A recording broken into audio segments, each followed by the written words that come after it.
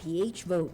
Using big data, we mapped election results real time, giving hyperlocal and verifiable precinct-level results. Rappler's real-time monitoring showed areas where transmissions were not received. How will we do in 2016? This is where you come in.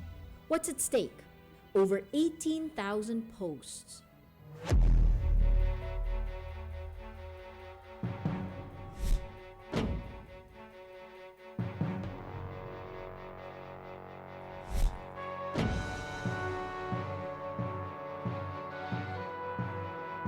Record high 130 filed COCs for president. What we're monitoring. Issues that matter: corruption, climate change and disaster, social inequality, peace, OFWs, and foreign policy. What kind of leader do you want? Who are voting in 2016? 74% of the 103 million people in the Philippines are 39 years old and below. The youth vote is 37% of the voting population. That's nearly 40%.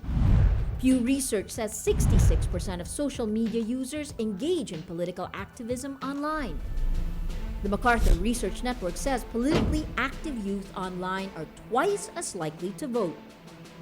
This is the age of the internet. This is the age of social media. What do Globe and Rappler want to accomplish? What's at stake? Our future and that of our children. We have the power to help our country vote wisely, use the power of social media, and choose the leader we want and the leader we need.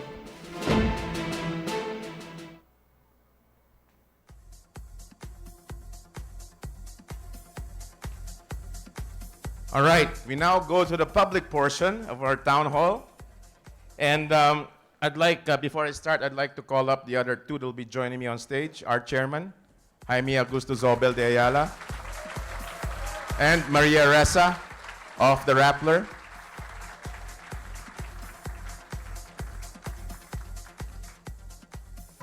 One of the things that is part of this big picture thing that we spoke about today is a big picture that includes the national events or the national sentiment that's going on right now. And top of every person's mind, I think, in the Philippines right now is the election, right? You know, there's so many things going on, a lot of controversy. You've got,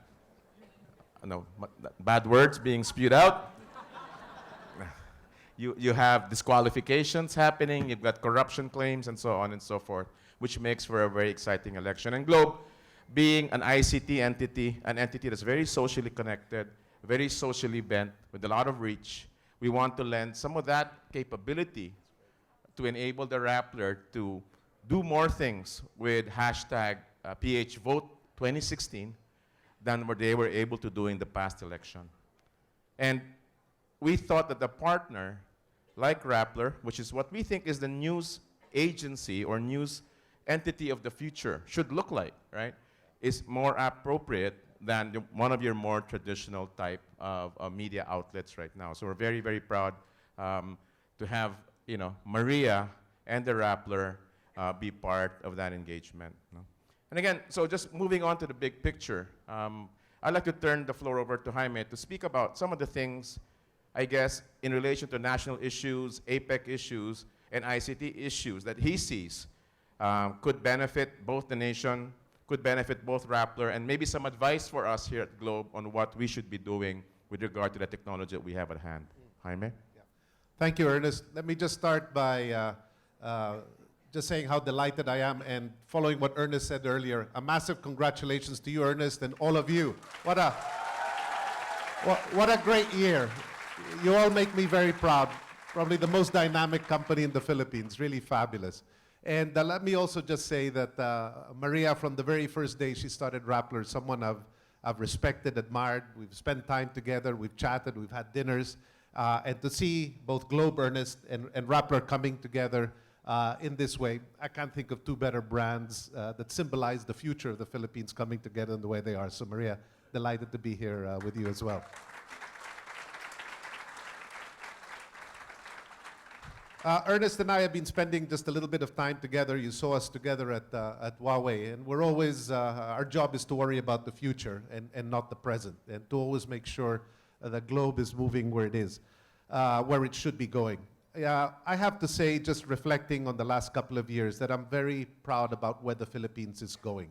One thing that I've often said at gatherings is I get very upset when people consider our country a poor country. We are not a poor country. It's just like a startup. Startups are not poor companies. They are companies with ideas, with character, with action. They just need to be able to access balance sheets, funding, and move on to where they are. I think that's where we are as a country. We have a great balance sheet. The economy is in good shape. And more than anything, we've got a great people. And Globe is just a perfect proxy of the Philippines of the future. It's youthful, it's dynamic, and it's full of ideas. And I really believe that that's where we are today. And issues that worry us is about a leadership that can galvanize that intelligence, that drive, and that youthful vigor that the country really has latent.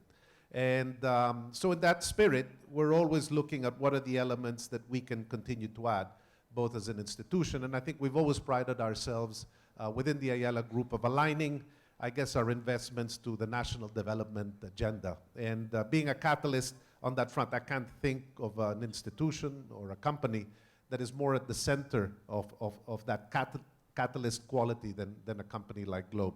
I think, as Ernest pointed out, we've just come out of hosting APEC. I know that there were some uncomfortable moments for the people in general, but the much bigger picture, which I always get frustrated that people don't understand when and how few countries host 21 economic leaders in one place. I mean, that is an extraordinary achievement. And to bring that kind of community to the Philippines and make us the center of gravity, even for a couple of days, is an achievement. We are so interconnected now globally, and it is so important we have relations with all these countries. I mean, just looking at our telecom minutes coming in, where do they come from? From different countries with our families and kababayans, all working in different places, calling back home, exchanging ideas. It is an interconnected world. We need to have relationships with the world. And I think it's a great thing that our country hosted so well 21 heads of state in this country, and so successfully. I have to say that there was a man very involved in all this who was less visible, Ambassador Painor, who has worked very closely with our group. He was one critical component, I guess, of this going so well, and we're very proud that he's associated partly with our group in his post-APEC time. But bottom line, we're changing as a country. We're increasingly interconnected. We're youthful. We're full of ideas. And it's a great time for the country to move up to a new level. I think we've come a long way. People underestimate how well we have done as a country. But with success, with growth, come challenges. And those challenges are the kind of challenges we face at Globe. I mean, as we've grown, we've had to make the network better. We've had to invest capital. We've had to add all the elements that allow Globe to then move to the next step, as you've been doing. I think the same thing goes for a country. Growth comes with challenges. And rather than be passive, we need leadership, both in the private sector and the public sector, that say, we're growing. What are the things we have to do to make sure that growth can move on smoothly? And I think those are the challenges of a leadership to the future. But anyway, I have to say that the APEC agenda and having all those leaders in our country made me proud. I think the country really showed itself well. Everything went smoothly, and while we had to sacrifice as a community, for me, I think it was well worth it to give a tremendous image of being a center of gravity for the world at that point in time. But thanks, Ernest. Delighted to be here today. Thanks, Jaime, for gracing our occasion today. And I'd like to turn the floor over to Maria, who will lead a discussion as well, and maybe give us your initial thoughts about this partnership, Maria. So thank you so much. It is such an honor for us to be here with you guys. My God, the energy. It is true. The energy in the room is incredible. Isn't that the next generation newscaster holding her own iPhone as we're live streaming? I tell Talking you, while filming, that's pretty that's right. amazing. Imagine, it used to take one OB van that costs about $1 million to do what I'm doing right now on this cell phone, which is broadcasting you live. Wave. Yeah, that's pretty cool, right? Wow. Anyway, I'm going to put this on a tripod. So what I want to try to do is just before I get to grill your two men, I would love to just quickly show you what you can do, what we're after in this incredible partnership, because in the end, we can't exist without you. You know that, right? And development in this country cannot really move forward without you. And I guess that's part of it. So let me quickly show you, and I will go through this fast. I will try to stick to my 5 minutes. Quick, let's go to the next slide. How can we disrupt elections? I guess that's really the question. How can we disrupt it? You've seen this slide in relation to business. Maybe your business, but this is something I always say. What we try to do is to get beyond that linear growth and go to that exponential growth that technology tries to do. I think we can do that in development. Go to that area of disruption, and that is with your work. So how can we take the 2016 elections and disrupt it, right? I'll show you how. Some of this comes from our own experience in Rappler. Next slide. Last night, I got this Lifetime Achievement Award, meaning I've already lived a lifetime, meaning I'm already old, right? But I keep saying, I still have another lifetime, maybe. That thing on the left, that is the community of Aldab in the Philippines.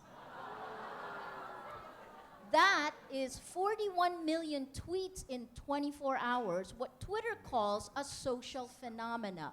It beat the Super Bowl in the States, right? And Filipinos did that. They figured it out, and they were better than the one on your right, if you're facing it. They were better than ISIS. You see, love conquers hate, right? So ISIS is the other group that has been so good at using social media. And the challenge is to you now. There's so many people in this room. You know telco like no one else does. Can you actually use your knowledge to be able to change our world? Next slide. This is how we do it. Your social media post is exactly like this. It is just the tip of the iceberg. There's your tweet up top. Your tweet carries a feeling or an emotion, and it travels over social networks. What is social media? Okay, a physical social network, your family and friends, the people in this room, they are the ones you see and touch. There's a number, up to 150 you can hold close, right? That's your physical social network. What's social media? Social media is just your physical social networks without boundaries of time and space. It is your social network on steroids. That's what that is. It travels on that. And if we can collectively harness it, we can actually change behavior. Let me say that again. If we can collectively act, we can change our world. It sounds simplistic. Remember, I'm a war zone correspondent. It works. Let me show you how. Next slide is this. What is Rappler? Globe, in many ways, also has that. And this is all we are. This is what we are. In this one slide, quick, the first one, carry me through this. Our core is journalism, your core is telco. Next one, technology has built into our DNA, it's built into yours. And the last one is our crowd, our community. It is built into yours. You have to deal with a lot more complaints than I do. And praise, the consumer is never as empowered as now, and that's a good thing. In the middle of all of that, that's where Rappler is. And how do we build the crowd? How do we talk to our community? Click, click. It's through these tools that are now on steroids as well. Social media. When you talk to each other on social media, you can crowdsource, you can act together collectively, and each one takes one small step to build the bigger whole. And then the last one is big data. You heard a bit about big data. You are big data. And we'll talk more about that next, which I'm going to grill them about. I want to show you how we can save lives. This is a simple, easy one, and we can save lives cross borders. This is a Filipino woman in Indonesia. Her name is Mary Jane Veloso. You guys know her. She was sentenced to be killed on a Saturday night. And you can look at the hashtags and the way they evolved. On a Saturday night, one of our 20-somethings in Move PH, which is our civic engagement arm, she's supposed to be executed on Tuesday. On a Saturday night, they came to me and said, Change.org wants to partner with Rappler. Can we do something? Being the veteran old journalist that I am, I said, it's Saturday before the Tuesday execution. No country's going to change its mind. But my 20-something said, why can't we try? I said, okay, go. Don't worry, it won't change. They tried. And look at the hashtag and the way it changed from hashtag Mary Jane to hashtag Save Mary Jane. And then very early Tuesday morning at 1 a.m., President Jokowi stayed the execution of Mary Jane Veloso. She's still alive. Hashtag Mary Jane lives. This is what it looks like on social media. Next slide, please. Slide again. One more time. There. Back. That's what we look like. That's Indonesia and the Philippines combined, right? That is unstructured big data, but if you look at it, look, it's not actually the big media groups that are the ones that are most important. It's the people who care. And I guess that's the last part. Before I ask you this now is, what do you care about? And I'm going to make the case, and this is the last slide. Hashtag PHVote. These elections, you heard me say earlier, 37%. Comelec says up to 39%. That means 40% are young, up to 35. They can change the world. Get them to vote. You know, here are your choices. Who are the leaders you want? This election is so pivotal, and I'm going to segue to that, to Jaime, because we like to talk about these things. This is the other part that I love about this being on stage with them now, is that the values that make our country strong. I mean, Jaime has forever been talking about this. So let me please talk about where we are today in the political process. How do you see the Philippines, and what should guide us when we're choosing our leaders? Well, I think leadership, let me just start that many have argued that leadership sometimes does not matter. I believe it does. It does in an organization like Globe, it does in a company like Ayala, and it does for the country. Leadership is an odd thing, and depending on where it is, I'm not a great believer that any leadership style is better than another. Leadership is about character and about what a person has and how they inspire. I think ultimately a leader of the country has to give people hope. People have to feel good about the future. If that person makes them feel good about the future, and this is more psychological than managerial, then it galvanizes people to do more. And if you look at some of the great leaders in the world, they've really inspired people about the future. And so the first issue, I think, is psychological. Does that person make you feel good about the future? And so that is a psychological issue. It's leadership using non-managerial skills. It's about inspiration, it's about hope, it's about charisma, it's about a sense of taking you and your country to a new level and making you feel good.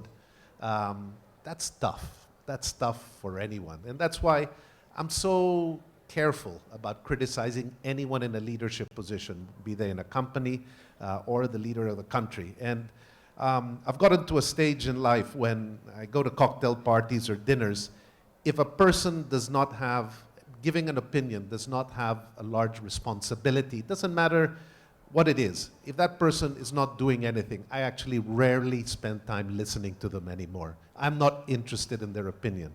But if a person is doing something, whatever it is, it can be a mid-level executive like all of you here, or just working day to day, I care about their opinion. So that's for starters. Secondly, it's tough. We have a system where you have to be elected to be able to make it, and then you have to have the ability to inspire. So in the end, I guess maybe the first comment I'll give is does that person make you feel good about yourself in the future and about the country in the future? And that's slightly intangible, but that's a first criteria I would gauge somebody by. No, that's fantastic. And I would actually argue that you do need to inspire as a manager. Do they inspire you guys? They- that's very good. I saw some of the numbers. Ernest, what are you after? What are you after in this partnership with us? And what do you want to come out of it? Well, we just want to help get the nation more informed because there's a lot of fluff out there, there's a lot of noise out there, right? And getting to the truth of the issue, I think, is always a problem. At times people already believe that, social media is the truth, but sometimes we all know half of it's not really true. A good example is during APEC, people said we were going to shut down the network just because one guy happened to post it on Facebook.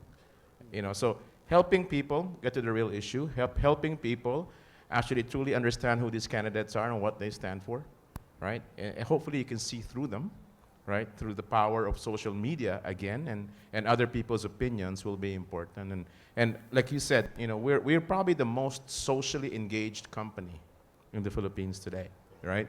Because of how many people who are on social media that are on our network, right? I think we have how many Facebook subscribers now? I think 44 million, if I'm right, closing in on 50 million, all on the Globe Network that access Facebook via the Globe Network. That's powerful, right?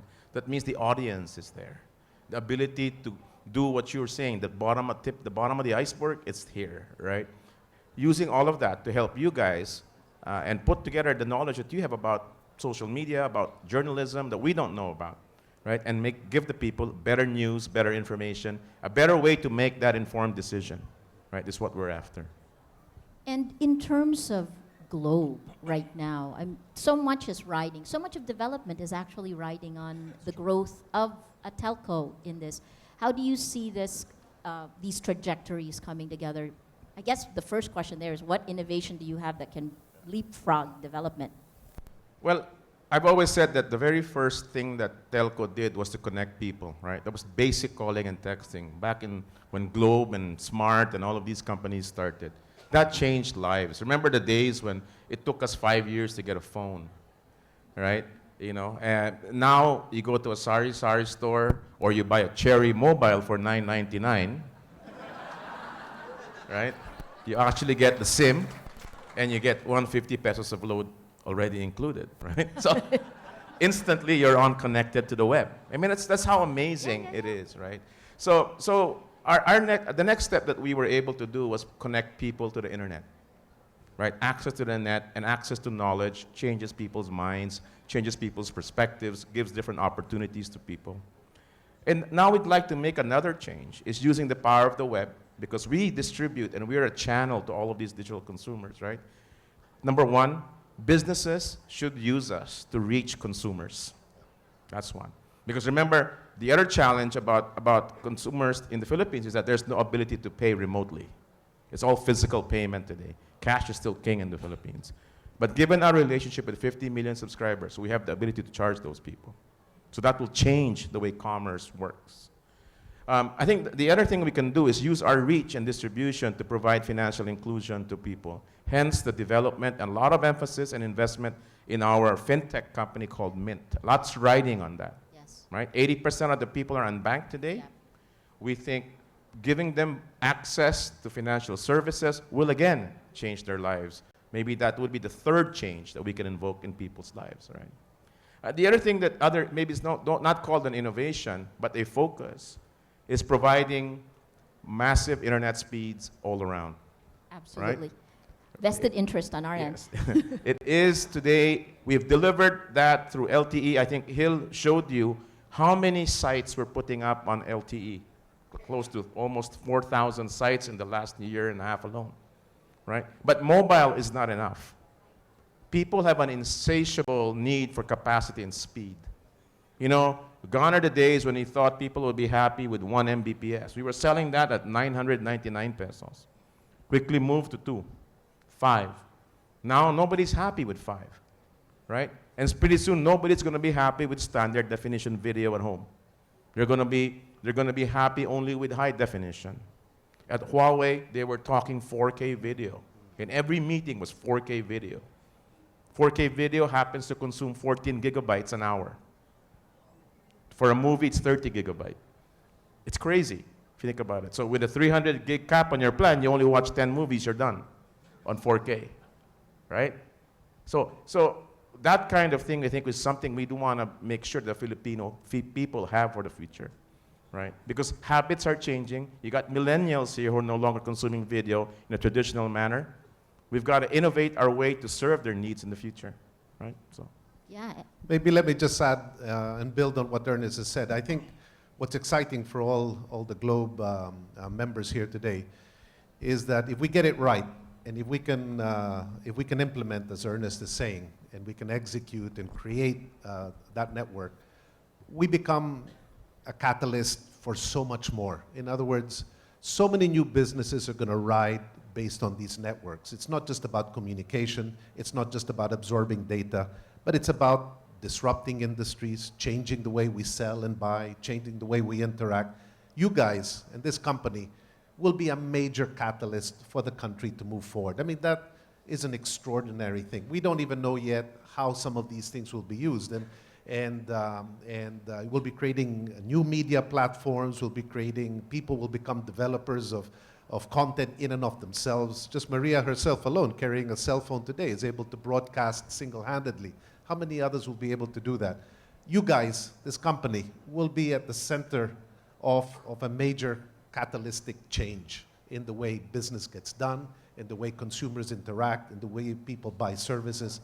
That's exciting. But at the same time, for us and for all of you here, it comes with a massive responsibility. And it's not something Ernest and I, the board and the executive team take lightly. And already people are demanding it. And I think they're correct to demand it. So we spent the last 10, 15 years building a great mobile network. We will continue to do that because that's still important. But we now have to go beyond that and give people the kind of broadband speeds they need. And that's a responsibility I think we take seriously. I think the other part of that is that the education of our kids, of this generation, is going to, getting connected to the world is so important, and that's the first step. Jaime is always Mr. Glass half full, right? Have you ever heard him be cynical? I'm an optimist, is what she means. So I guess now, given the landscape of the people that the Filipinos and the voters, I flashed the slides of our choices. What do you think the preference is? What does this show about what Filipinos want and their preferences? I mean, you have Vice President Binay, you have Miriam Santiago, Grace Poe, Rudy Duterte, very fascinating wild card, right? And who's our last one? Who's the last one?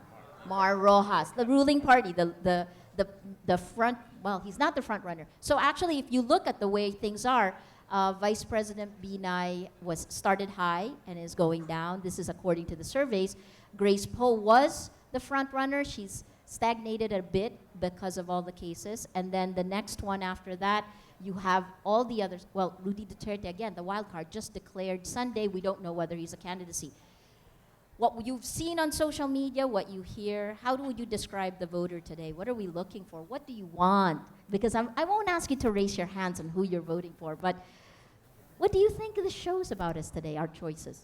Well, I think if you look at some of the choices, and Ernest will have his own thoughts and how they're reflected in some of the candidates. First of all, I think we've had a great run under this administration. You know, the country has moved forward in ways that I never imagined it could. We're in a whole new place. And I think governance has changed, the level of seriousness has changed, our engagement with the world has changed, the rules and regulations have changed. We're a far more serious country, I think, than we were in the past. We're a much more economically sound country than in the past. I mean, I grew up and my life started in Ayala in the days when, you know, we owed debts, we had a bad credit rating, we had to struggle, we had high inflation. I mean, the interest rates you have today, I mean, for all of you young people, you think that's normal. I mean, we lived in an era of 10, 14% to get a mortgage. Number one, you couldn't get a long mortgage, and number two, it cost you a fortune. That was the era we grew up in. You now have a low interest rate environment, a country that's growing. You can get products and services at relatively good rates. I mean, the prices of goods and services have not grown. This is a good thing, and I think we have to give credit to this administration for the new base that they've set. So as you move forward, I think it would be nice to have elements that have taken place up to now continue in one way or another. That would be one. However, from the character of some of the candidates who are seen as popular, you also see that people like the thought of strong leadership. They like people with a point of view. They like strong personalities, clearly. They like rule of law. And I think that signifies also the concern people have, and you can see it in surveys. They don't like corruption. They want to be given a fair chance, and they want people who can lead with strength and character. And so, if anything, it should make the candidates bolder rather than timid. And I'm a great believer that if you're going to run for public office, be bold. Take the big steps. We can now afford it as a country. And in companies, we take bold steps. We take bigger risks. We can now do that. And so, wouldn't it be great if we had a candidate who said, you know what, let's take ourselves up, to number one, to the top of the league. Let's not just incrementally move forward. Ernest. No, I agree with Jaime. One of the things that amazed me when this administration came into the country was even before something tangible ever happened, the economy started moving up already. To your point about sentiment, right? Sentiment can drive so much, right? Investment, people wanting to put more money into real estate, development companies like Ayala Land will start to build now, right? So that's very important, perception of great governance. And that's all that actually this government did in the beginning, was clean up and show a great, stance on being, governance was non-negotiable, and things already started to happen. But what I would like to see more of is more boldness and action, as Jaime said. Because sometimes we've seen things in this particular administration that took forever, which to me were no-brainers, right? I mean, in the airport, I mean, any action in the airport would have been great, right? But it took us almost 5.5 years to get it done, a facelift for that matter. So and at the Globe, they know my style, right? It's more action before analysis, right? Of course, there is analysis that goes on, but I don't have to have piles of it to make a decision, right? So I'd like a decisive kind of government, right? If they want to go for that particular thing, whatever that thing is in their minds is right, assuming they've got great governance, go for it. So if you can inject that element to this great governance stance that they've taken, would have been a wonderful thing. I think. For both of you, how do we compare to the rest of Southeast Asia and the world, both in terms of technology and in terms of our systems of governance? Well, yeah. Well, following that, Ernest will talk a little bit about the technology front. On the governance side, I think we've come a long way, but there's also still plenty to go. Life is always about improving, getting better. I think we now have a much more transparent world. People know how we stand versus others. I think we have to become much better, Maria, at comparing ourselves to others. We always compare ourselves to ourselves yesterday. That's not a good way. And when we talk in business, we're always saying, how do we stand versus the rest? We have to take the benchmarking to a whole new level. And it's about time as a country we said, how do we stand next to, for the starters, the rest of Southeast Asia? Investment funds can go to many different places. And it's only by putting ourselves, thank you, only by putting ourselves in a broader picture that we then begin to understand where are we strong and where are we weak. Now, we'll never be strong everywhere, and we will, it's just a matter of understanding and building on those strengths. I have to say, I move around a lot. I move around Asia a lot.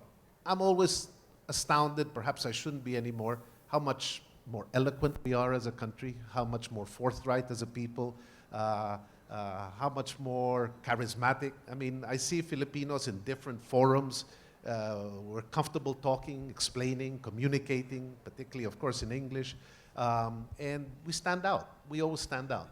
Yet sometimes our results are below par. So if we can galvanize through the right leadership a sense of the future, a sense of commonality, and a sense of unity as a country with a broader goal, I have absolutely no doubt the entrepreneurial drive of our young people and the organizations that surround us these days will move us forward. I mean, there's so many proxies these days. I mean, there's so many. I mean, I look around Greater Manila now, and I'm sure all of you see it. There's so many great new restaurants, great new places. They're all in odd places. Nobody goes to traditional places.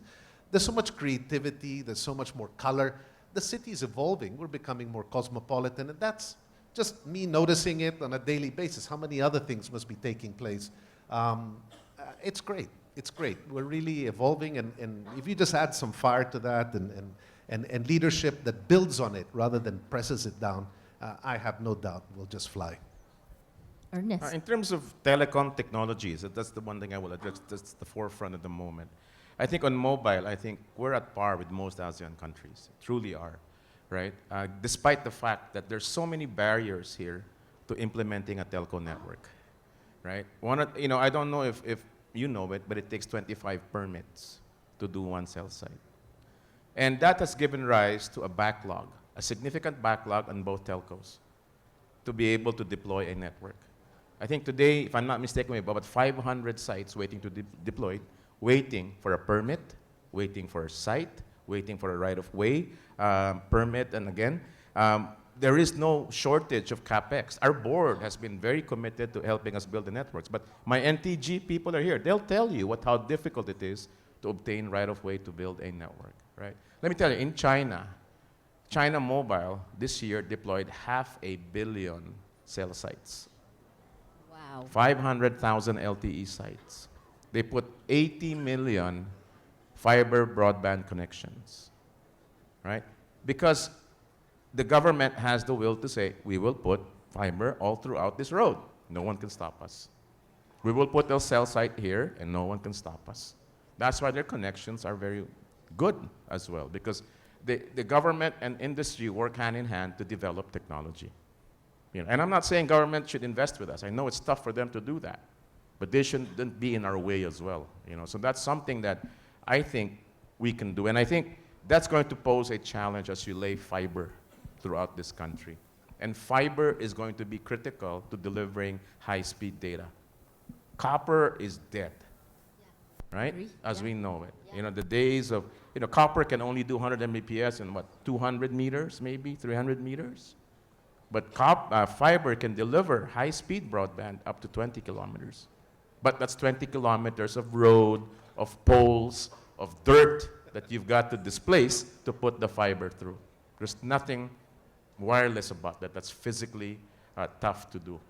It's tough to do physically, and it's tough to do in a legal manner to get the permits once again. So that, I think, is something that we could actually benefit from as a country if there was some will with regard to that issue. Yeah, yay. Yes, please. So I've been given the flash to say time is up, but can I ask you, please, to take your cell phones? Take your cell phones. I know you all have them because you work at Globe. And then just punch in phvote.rappler.com. They're not going to tell you who to vote for. How do you know who to vote for? These elections really are critical. When you plug it in, you're going to see PHVote, powered by Globe, and you're also going to see 5 stages. Can you make a difference, right? That's the first step, register. And then the second one is discuss. This will slowly guide you, but it will be powered by data. The data that will come to you as you plug in who you are, because we're also plugged into the Commission on Election database. And then the third phase is choose. That one will come to you. Your provinces will, well, I won't tell you everything. You'll see them later on. But let's put it this way. Globe and Rappler, let's look to innovate these elections. As you go in, the data will come to you. It will be personalized to you. And hopefully, we can act collectively to help choose the leader we want. Because guess what, guys? It's going to be the leader we deserve. So please choose wisely. That's the focus of Rappler in the next 6 months, is to try to make sure you get the data you need to reflect the values you have. Thank you very much for having us Let's here. also thank Maria. Maria. An extraordinary person. Delighted to have you as a partner as well, Maria. Super. Thanks so much. Thank you.